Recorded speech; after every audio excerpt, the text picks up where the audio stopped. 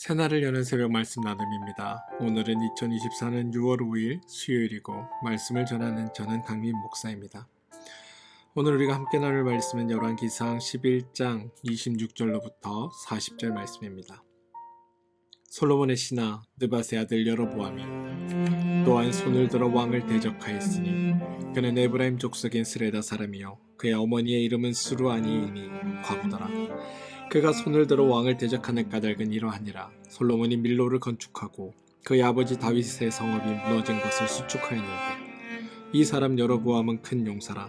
솔로몬이 이 청년의 부지런함을 보고 세워 요셉의 족속이를 감독하게 하였더니 그 즈음에 여로보암이 예루살렘에서 나갈 때에 실로 사람 선지자 아히야가 길에서 그를 만나니 아히야가 새 의복을 입었고 그 두 사람만 들에 있었더라. 아히야가 자기가 입은 새 옷을 잡아 12조각으로 찢고 여로보암에게 이르되 너는 12조각을 가지라. 이스라엘 하나님 여호와의 말씀이 내가 이 나라를 솔로몬의 손에서 찢어 빼앗아 10지파를 내게 주고 오직 내 종 다윗을 위하고 이스라엘 모든 지파 중에서 택한 성읍 예루살렘을 위하여 한 지파를 솔로몬에게 주리니 이는 그들이 나를 버리고 시돈 사람의 여신 아스타롯과 모함의 신 그모스와 암몬 자손의 신 밀곰을 경배하며 그의 아버지 다윗의 행함같이 아니하여 내 길로 행하지 아니하며 나 보기에 정직한 일과 내 법도와 내 율례를 행하지 아니함이니라. 그러나 내가 택한 종 다윗이 내 명령과 내 법도를 지켰으므로 내가 그를 위하여 솔로몬의 성전에는 온 나라를 그의 손에서 빼앗지 아니하고 주관하게 하려니와 내가 그의 아들의 손에서 나라를 빼앗아 그 10지파를 내게 줄 것이요 그의 아들에게는 내가 한 지파를 주어서 내가 거기에 내 이름을 두고자 하여 택한 성읍 예루살렘에서 내 종 다윗이 항상 내 앞에 등불을 가지고 있게 하리라. 내가 너를 취하리니 너는 내 마음에 원하는 대로 다스려 이스라엘의 위에 왕이 되되 내가 만일 내가 명령한 모든 일에 순종하고 내 길로 행하며 내 눈에 합당한 일을 하며 내 종 다윗이 행함과 같이 내 율례와 명령을 지키면 내가 너와 함께 있어 내가 다윗을 위하여 세운 것 같이 너를 위하여 견고한 집을 세우고 이스라엘을 내게 주리라. 내가 이로 말미암아 다윗의 자손을 괴롭게 할 것이나 영원히 하지는 아니하리라 하셨느니라 한지라. 이러므로 솔로몬이 여로보암을 죽이려 하매 여로보암이 일어나 애굽으로 도망하여 애굽 왕 시삭에게 이르러 솔로몬이 죽기까지 애굽에 있으니라. 열왕기상 11장 26절로부터 40절 말씀입니다. 다윗과 솔로몬이 이스라엘의 개국공신이었던 군대장관 요압과 제사장인 아비아달을 죽인 것은 좁게는 왕권의 안정과 넓게는 나라의 안정을 위한다는 명분 때문이었습니다. 그리고 일정 동안은 솔로몬의 정책이 지혜로운 듯 옳은 듯 보였습니다. 그러나 곧 솔로몬의 모든 정책이 가장 어리석었다라는 것으로 판명이 납니다.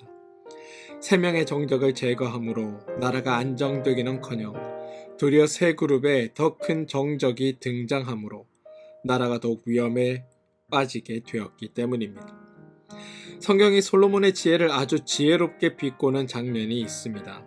첫 번째 대적이 열왕기상 11장 14절에 나오는데 에돔 사람 하닷입니다. 공교롭게도 요압 장군이 에돔을 공격했을 때의 작은 아이였고 아버지 신하들과 도망친 사람이었습니다.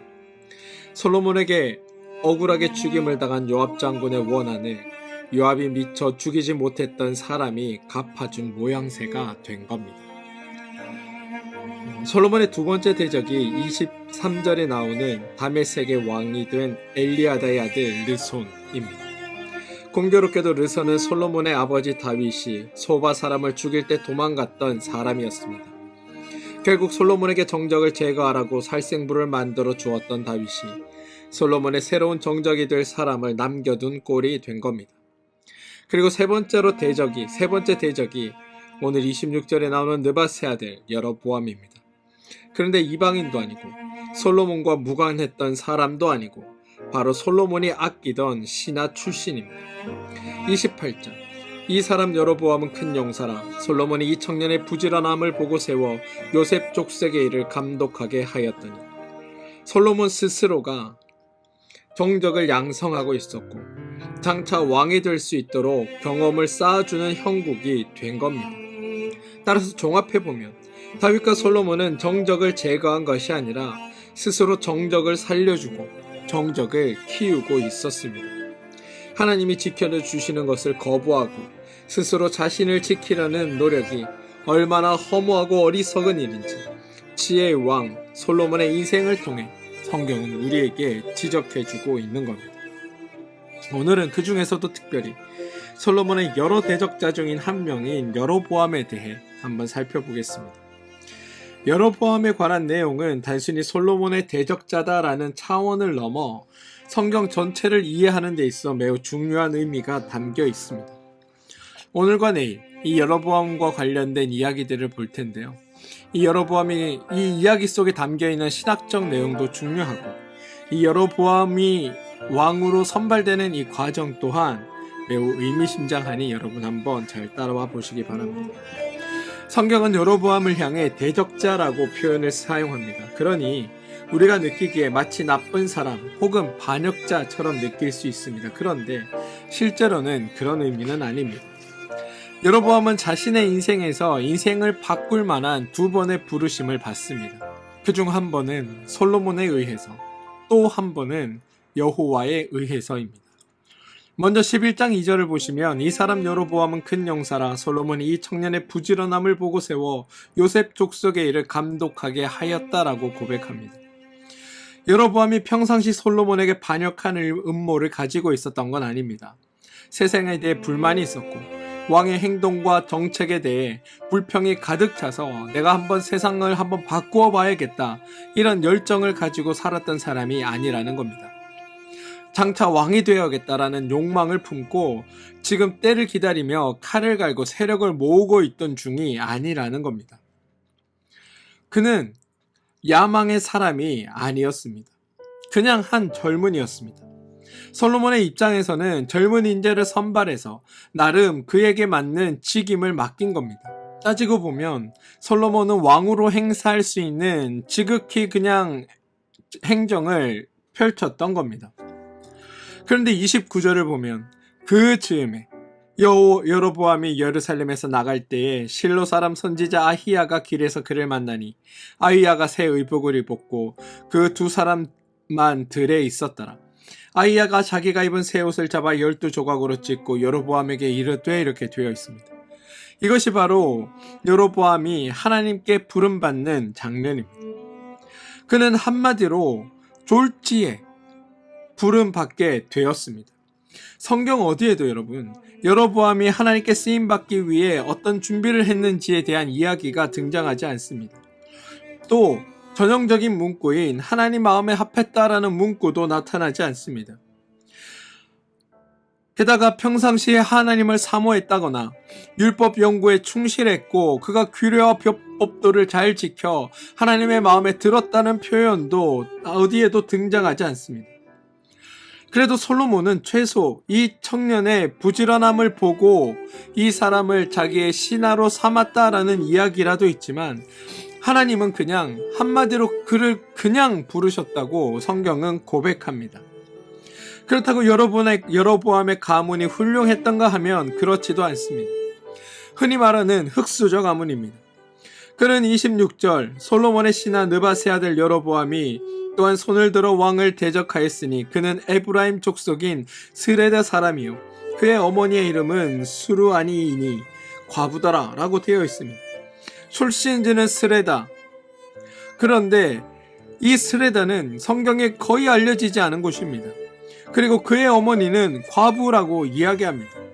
따라서 가문이 뛰어난 것도 유력한 집안의 자손도 아닌 게 바로 오늘 여로보암입니다.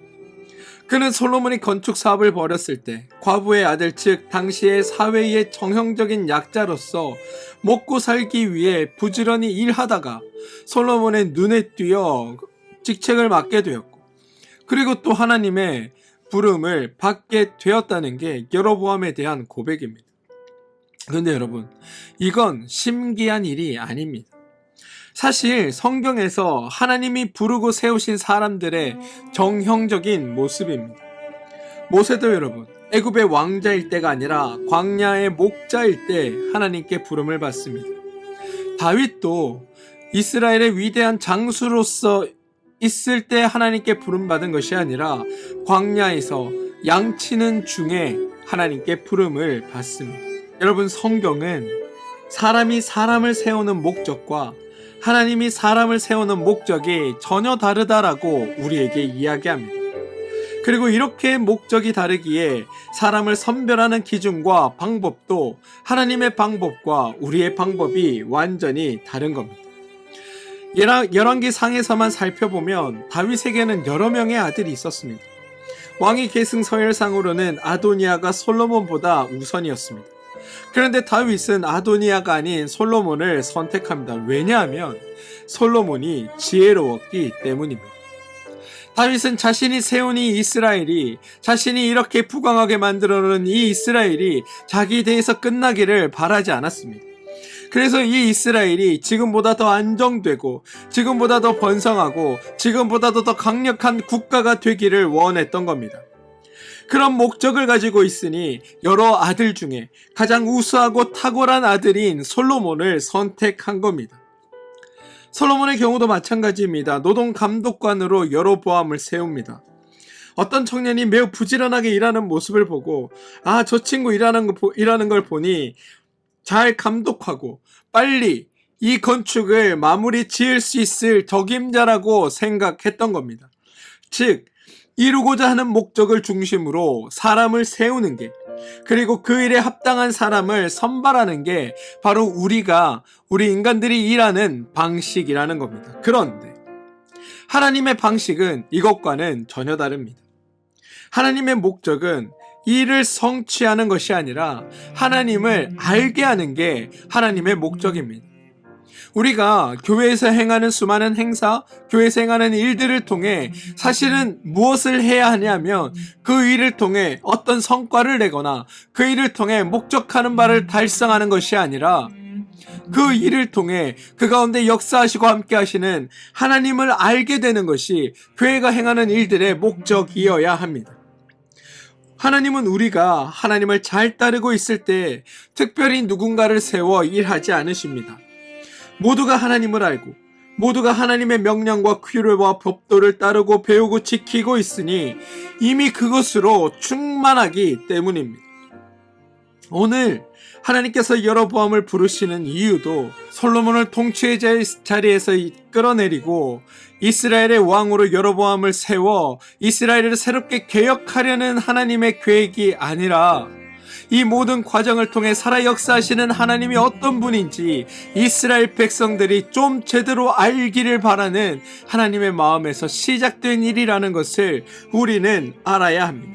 우리는 성경을 보며 늘 결론에 집중합니다. 여로보암이 왕이 되었네. 이스라엘이 둘로 갈라졌네. 솔로몬이 죽었네. 이런 이야기들에만 우리가 관심 가지지만 성경은 이 이야기를 통해 모든 이스라엘의 삶을 살피시고 모든 것들의 삶을 살피시는 분이 하나님이시며 하나님의 뜻과 하나님의 계획하심과 하나님의 목적에 따라 우리는 살아야 하고 또 하나님께서 모든 것을 이루어 가시는 그 과정을 통해 우리 모두가 하나님이 우리 삶의 주인 되시며 우리의 참 창조주 되신다는 것을 고백하길 바라는 게 하나님의 마음이라는 것을 우리는 더 깊이 관심 가지고 거기에 더 집중해야 하는 겁니다. 오늘 31절을 보시면 너는 10조각을 가지라. 이스라엘의 하나님 여호와의 말씀이 내가 이 나라를 솔로몬의 손에서 찢어 빼앗아 10지파를 내게 주고 또 35절 내가 그의 아들의 손에서 나라를 빼앗아 그 10지파를 내게 줄 것이요 37절 내가 너를 취하리니 너는 내 마음에 원하는 대로 다스려 이스라엘이 왕이 되되라고 이야기합니다. 사람들끼리 주목하지 않는 이 사람을 데리고 하나님께서는 이스라엘 왕으로 삼겠다. 자그마치 10지파를 다스리는 왕이 되게 하겠다라고 이야기하고 있다는 겁니다. 여러분, 아무도 예상하지 않을 일입니다. 실제로 당사자인 여로보암도 이게 무슨 말인가 하고 의아했을 겁니다. 지금 솔로몬의 왕권은 이스라엘 역사상 가장 아름답고 가장 부강하며 가장 강한 나라로 지금 자리매김하고 있습니다. 사울이 왕이 되었을 때 다윗이 왕이 될 것이라고 예언하신 것보다 더 실현 가능성이 없는 말씀을 지금 여로보암에게 하고 있다는 겁니다. 다윗은 골리앗을 이긴 뒤로 장수로서 승승장구해서 백성들에게 사울은 천천히요 다윗은 만만이라는 칭송과 신망을 얻은 그 과정이라도 있었지만 여로보암에게는 그런 과정조차 없습니다. 그런 여로보암이 어떻게 왕이 될 수 있을까? 그리고 그가 왕이 되었다는 건 도대체 무슨 의미일까?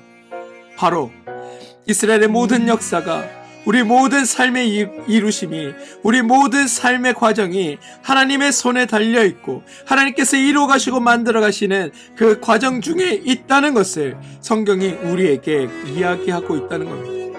그러니 너의 지혜가 아니라 하나님의 지혜를 쫓는 게 당연하며 너의 힘이 아니라 하나님의 힘에 의지하는 것이 마땅하지 않냐고 성경은 우리에게 묻고 있다는 겁니다.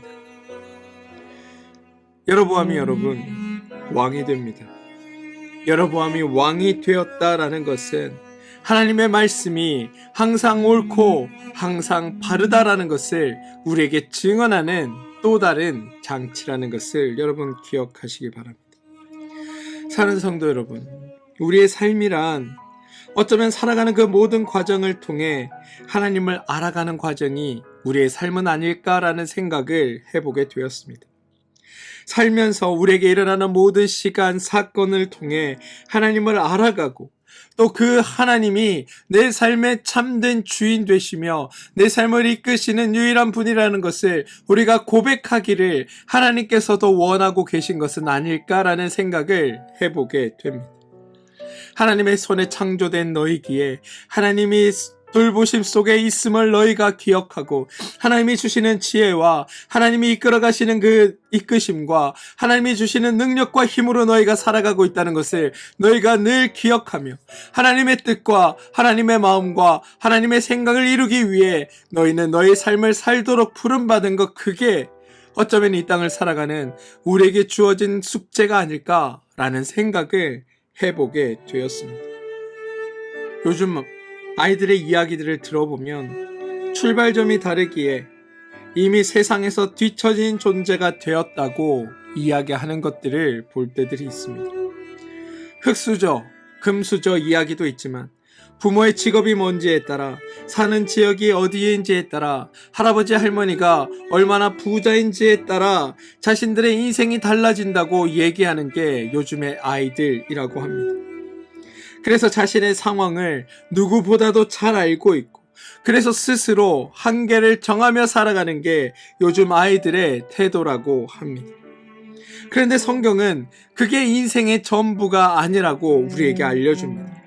오히려 아무것도 할 수 없을 것 같은 사람, 사람들이 생각하기에 세상적인 성공과 가장 멀어 보이는 그 사람을 통해 하나님은 일한다라고 성경은 우리에게 이야기합니다.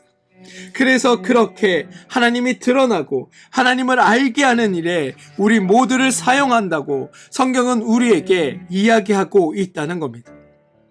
지금의 현실의 상황이, 지금의 나의 자리가 내 마음에, 내 욕심에 차지 않는다고 하여도 하나님은 그런 우리를 통해 일하시면서 자신이 어떤 분인지를 드러내시고 그런 우리의 삶의 주인 되어주셔서 내가 너의 삶의 참된 주인이라고, 내가 너의 모든 것을 이끄는 참된 주인이라고 우리에게 오늘도 말씀하고 계시다는 사실을 우리는 기억하고 그것을 우리의 삶으로 드러내고 살아갈 때 우리의 아이들도 우리에게 주어진 그 한계 때문에, 우리의 상황에 놓이는 이 상황 때문에 좌절하지 않고 하나님 안에서 새로운 기대와 소망을 품고 살아가게 되는 일들이 있게 될 것이라고 성경은 우리에게 이야기하고 있다는 점을 저는 여러분들 기억해 주시기 바랍니다.